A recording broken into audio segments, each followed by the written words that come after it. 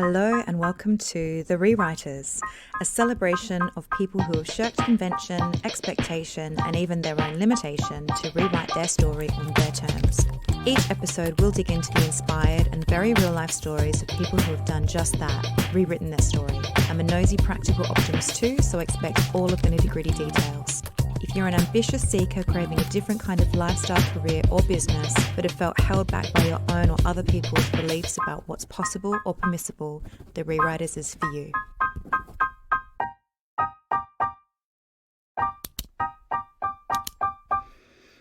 Hello and welcome to this week's Weekly Rewrite. I'm your host and resident rewriter, Monique Shaw, and today I'm going to be talking to you about the insidious habit we have of making decisions for other people. If this is your first listen, welcome. I've just recently started releasing the podcast weekly, and these weekly episodes are companion pieces for my newsletter, the Weekly Rewrite, and also my weekly blog. If you want to get all of those different pieces into your inbox on a Wednesday, in addition to my favorite meditation, my favorite talk, my favorite article from that week, all geared around helping you create a work life you love, then please do sign up to receive the Weekly Rewrite. I'll pop the link for that in the show notes. So let me dive right into this week's topic, because you might not even be aware that you are doing it, but making decisions for other people could be the single biggest thing that is holding you back in your career. Now, there's the type of decision making for other people that we all appreciate isn't the right thing to do. That's trying to control what someone thinks or what someone does, how someone should behave. We don't like it when people do it to us, and we understand that we probably shouldn't be doing it to other people as well. We probably all have experiences of trying to influence or control what our partners or our children or our loved ones, our friends have done. And we may have convinced ourselves that it's because we really care about them and we want what's best for them. But ultimately, it is about control and taking away their agency. And it's not the right thing to do. Now, there's another type of decision making for other people that is more insidious, more silent, it's more private. The other person doesn't even realize necessarily that it's happening. And that's when we make decisions for other people by not doing something because we've decided what that other person will think or do. So we make our own decisions based on what we think they will think or do or say. And usually it's quite a cowardly move. It almost always holds us back and keeps us small. So I'm talking here about those decisions that you make for other people as it pertains to your career. Think about things like job applications. How many times have you not submitted an application for a job that you wanted because you were convinced that you wouldn't be the right fit anyway, you don't have the right experience, you only meet half of the essentials and half of the desirables listed in the job spec. So you decide not to make the application. You might think that you're doing the right thing. You might think that you are saving the hiring manager the hassle of receiving your application that just isn't suitable. But actually what you're doing is taking that choice away from that hiring manager. There is no way that you can know for sure exactly what someone is looking for when they're recruiting for a role. There is just no way that you can know for sure. I did a lot of hiring in a previous role that I had, lots of interviewing, lots of CV reviewing, lots of determining who would be a good person to bring in for interview. And I tell you, it wasn't always the people who met all of the criteria. It was the people that seemed to have something else to offer. They had something that we didn't already have within the team. And there was no way of knowing that for them. There was no way of knowing that. So when you don't put in an application for something because you've decided that you wouldn't be the right fit, you are taking that hiring manager's decision away from them. I'm thinking of a client that I had quite a while ago now, actually. And she wasn't thinking about specific roles. There wasn't specific roles that she had seen that she wasn't applying for. She was thinking in terms of every single role that was the next level up she wouldn't be suitable for. So she wasn't stopping a specific hiring manager from having that choice and having that option to see her work, see her portfolio, and decide if that person would be a right fit or not. She was ruling herself out of any application at all, any move to the next level in her career.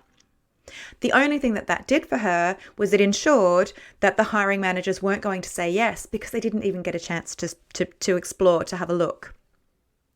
The other example, and a friend of mine did this about a year ago, career progression internally. So this particular person is extremely loyal to her organization. She works for an organization that has a purpose that is really aligned to hers. She's extremely fulfilled by the work that her organization does and is really proud of that work. And she wants to stay there for the long term. She's not shopping around for bigger, better opportunities outside in different industries. She's very committed to this specific organization. In order for her to stay engage and to grow, she needs to progress internally, and she wants to progress internally. The thing is, she was getting frustrated about the lack of opportunities at this point. When I asked her if she had asked her boss, or at least told her boss what she was interested in, she hadn't. So if you want something, you need to ask for it. People aren't necessarily mind readers. Now, I have worked for people who are excellent managers. They are able to really identify where there's talent, where someone might be in need of some growth opportunities, some stretch, and they can proactively reach out to people to give them those opportunities. But not all managers are like that. And sometimes you do need to ask for what you want. In fact, in most circumstances, you need to ask for what you want. Again, if you don't ask, you can absolutely guarantee that the answer will not be yes. Now, there's a client that I worked with recently, and this is another great example of the importance of asking for help and asking for support and making the invitation. So she'd recently moved from one country back to her home country, and she was looking to make the next move in her career. And she has a really rich and broad network, people who she really respects and people who really respect her because she's really excellent at what she does. And she's got oodles and oodles of integrity. She's a very, very good employee, and she's a really good person. She's really committed to the cause. She wants to work for organizations who are committed to doing the right thing. Now, she wanted to reach out to some of her old contacts to just reconnect with her old hometown, with her old industry, to start to rebuild and, spark back up some of those old relationships and professional contacts. And she kept on talking herself out of sending the direct message or sending the email, reaching out on LinkedIn, because she didn't want to inconvenience anyone. She didn't want to be a bother. Now, if you've got a LinkedIn account, you probably are used to getting loads of unsolicited DMs that are bothersome and irritating. This wasn't one of those. When you are writing to somebody who you actually know and who you respect and who you have a relationship with, you're not being a bother. You're simply reconnecting. And people like to get in touch with other people. We like to connect. And if it's not the right time or if it's not the right fit, then let us decide if that's the case. So eventually what she did do is she reached out to a bunch of people, and the response was wholly positive. Entirely positive. I don't think she had any declines or any pushback or any ghosting, like any no responses. She had a really, really positive response. Now, if she had not taken the action because she had convinced herself that she was doing them a favor, she was, saving them the bother of having her in their inbox, she would never have known. All that she would guarantee is that she wouldn't have reconnected with those people. She wouldn't have let them know that she was back in town and that she was open for opportunities. Now, the other thing that happens when you ask for help or you make that connection is that you become front of mind. And if you tell someone what you're looking for or what you're interested in doing, it gives them an opportunity to have you in mind if that kind of opportunity crosses their path or comes up. So if she'd said to someone, I'm looking for XYZ type of opportunity, and fast forward a week later, they're having a conversation with another contact and that person is actually looking for that very thing, they're able to make that connection. They cannot make that connection if you don't share what it is that you're asked. If you don't share, what it is that you're after. Now, firstly, people aren't mind readers. So if you want, you need to ask. And secondly, I read about this thing recently called the Franklin effect. Now, it's based on Benjamin Franklin, the US president. What he did was he asked for a favor from somebody who was a bit of a nemesis. I think he asked to borrow a book and he borrowed the book. He was very gracious, said, thank you, and wrote back to this person. And so began a dialogue, and then so began a relationship that lasted until one of them passed away. Like, it lasted a lifetime. Now, what's happening here is a thing called cognitive dissonance. That's when two things struggle to exist at the same time. So, for example, you believe one thing about yourself, but then you take some action that is in conflict with that. It creates cognitive dissonance. What it was doing in this situation was, if this person was a nemesis of Franklin's, and yet they were doing something positive, there's a disconnect there. How can you do a favor or show generosity for somebody that you really don't like? The two things don't necessarily connect. So you can use this to help build relationships or thaw some frostiness with people that you have more challenging relationships with as well, or people that you find challenging. I worked with someone who I found challenging, and I'm pretty sure she found me challenging as well. But what I did is I respected her position and I asked her for some help and support in me achieving what I wanted to do in my career. And she did. She really, really rose to the challenge and helped me to achieve some things that I wanted to in my career. So asking for help, asking for advice, asking for input, asking for support. If you don't ask, you absolutely will not get. And people really like to help. They really like to help. I like to help. Being of service is one of my things.